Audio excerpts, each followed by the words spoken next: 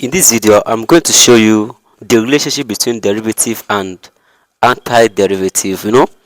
If you're talking about antiderivative, that's actually integration, right? So let's say if you are asked to find the d dx of that's x is power n plus 1 divided by n plus 1, right? So if you ask to find the derivative of what of d dx of x is power n plus 1 divided by n plus 1, right? So in this case, this actually equals to what? That's actually s is power n, right? So let me just show it for you guys. So look at this. Let's say you're having d over dx of what of that's s raised power n plus 1 divided by n plus 1. I'm asked what to differentiate this. Differentiating this is just in the sense that I'm going to have what x raised power n, because if I ask was to integrate n s raised power n, let's say I want to integrate s raised power of n, right? So in this case, I'm going to have it to be what to be equals to that s power what n plus 1 divided by what n plus 1, right? And we know that integration and differentiation, they are related in such a way that integration is what is the antiderivative of what of differentiation. That is, it is the reverse of differentiation. So you understand it now. That's whenever I integrate s power n, I'm going to have s power n plus 1 divided by n plus 1. And whenever I differentiate dx of s raised power n plus 1 divided by n plus 1, I'm going to have what s raised power what power n. Now let's say I'm given integral of what of s raised power n dx. So this is equivalent to what to x raised power n plus 1 divided by what that's n plus 1 plus what plus c. And many of you don't know the reason why we always put the constant c. The constant c is just to show that what you are actually integrating doesn't have what limits.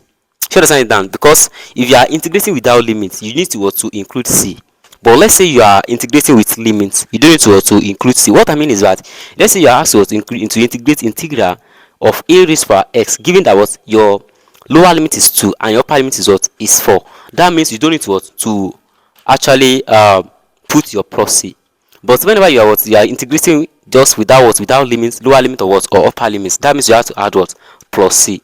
C is actually what the constant, arbitrary constant. Now let's say you are giving what you have to find what d dx of what of that's sine x. d dx of sine x is equal to what cos x. That means whenever you integrate cos x, you are going to have what you are going to have sine x plus c. You understand what I'm saying now? So whenever you differentiate sine x, you have what cos x, and whenever you integrate cos x, you are going to have what sine x. Since differentiation is what is the reverse of integration, and integration is what the reverse of what of differentiation. Now let's see another one. Let's say you have what you are asked to differentiate dx of what of that's minus cos x. If you want to differentiate dx of what of minus cos x, that's what that's sine x. That is, whenever you differentiate minus cos x, you are going to have what sine x. Then whenever you are integrating what sine x, you are going to have what minus what cos x plus c, right? So now let's say you are given you are asked to find d dx of what of that's tan x, right? You have to differentiate tan x. Differentiate tan x, that's actually what sec square x, because if you use your that's tan x equals to what that's sin x over cos x. So and that's a rational function. You just need to apply quotient rule and you'll be good.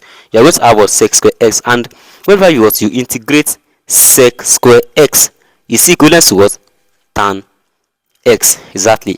So let's move to another one. Let's say you are given you are asked to find the derivative of what that's d dx of that's minus cos x, right?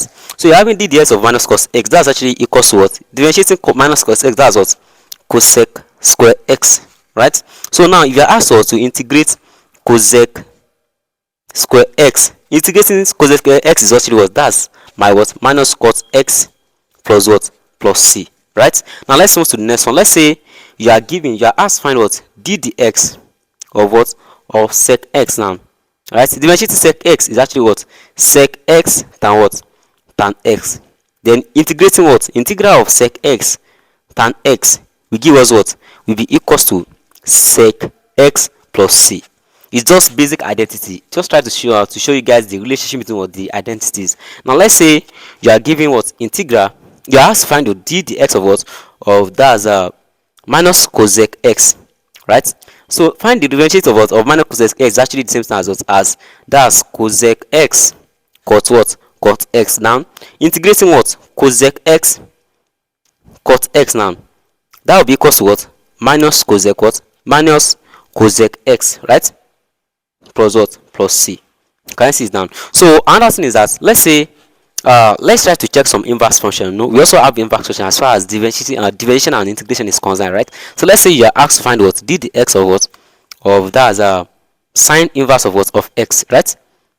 You are asked to find d dx of inverse of x, of sine x. That's actually what if you differentiate it, you are going to have 1 over what 1 over root of what of 1 minus s square.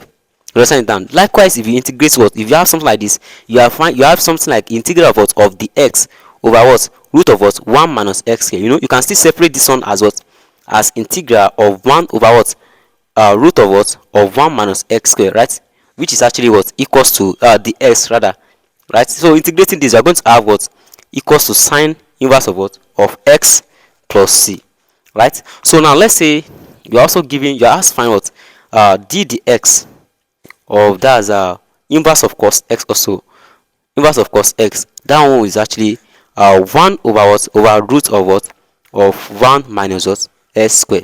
You understand that? But in this case, whenever you have something like this, that means there should be a negative sign here.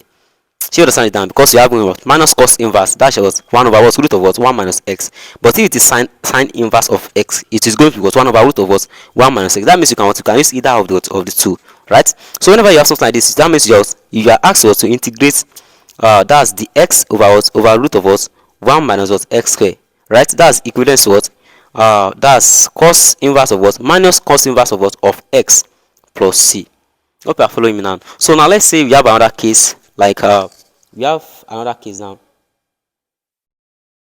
Let's say we have to find what we have to find d dx of what of that's tan inverse. We also have something like that, tan inverse of x. Finding d dx of what of inverse of x, we are going to have or inverse of tan x, that's 1 over what over 1 plus what s square. In this case, you can see it as 1 over what 1. You can see it like this, 1 over s square plus 1. They are almost the same thing. Do you know? Because this is not negative, you are talking about what positive sign, right?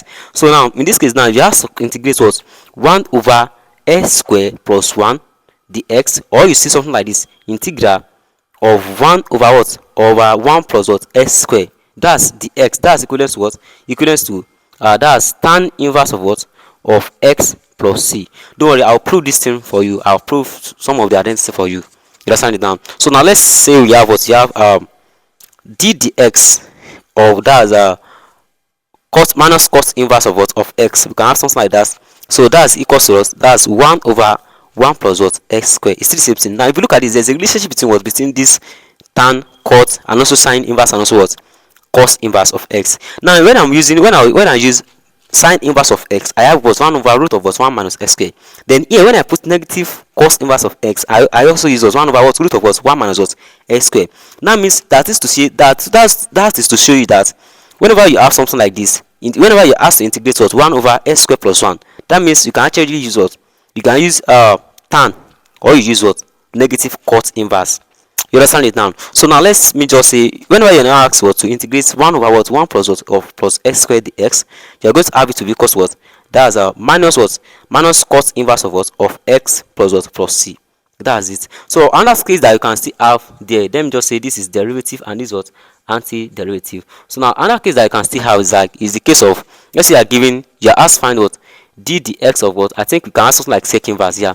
If you have sec inverse of x, you get now. So in this case, it's going to be if you have to differentiate it, that's equals to what 1 over the magnitude of what of x root of what root of s square minus 1, right? So in this case now, you have to integrate 1 over what magnitude of what of x, right, and also root of what of x square minus 1. That means you're going to have you have something to be equal to what, that's sec inverse of what sec inverse of x.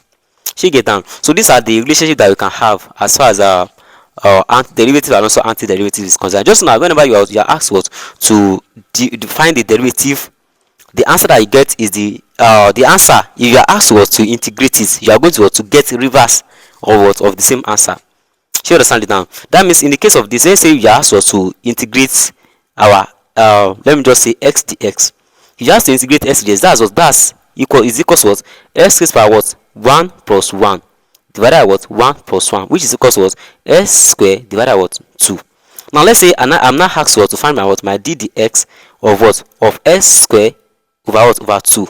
Now finding ddx of s squared over 2 is just like I can just say okay, my 1 over 2 is a constant, right? So bring it out. That means you're going to have 1 over 2 ddx of what? Of s squared. Check it down. I'm finding it. You're going to have s squared.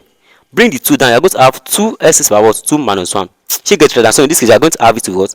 To be, that's 2x, and that's what? 1 over 2 times what? 2x. 2 equals 2. That means you're having what? X. Sure, you understand it down. So whenever you're giving something like this, just know that differentiation is what? Is the and integration is what? Is the reverse of what? Of differentiation. And the major reason why we always use c is that the limit, we are not integrating with what? With limits. We are integrating without limits. Let's say you are integrating with limits, you don't need to what? To put your what? Your c. She doesn't that, and most of the time our c represents what? Represent the arbitrary constant of what? Of the function f of x. She doesn't that. So that's just it. And I think that's everything that we can have under this. Then the other identities are the that's the reduction formula. I will try to prove all those on in my next video. So if you truly like this video, kindly click on the subscription button and feel free to comment, drop your question in the comment box below. I'll be there for you. Thanks for watching.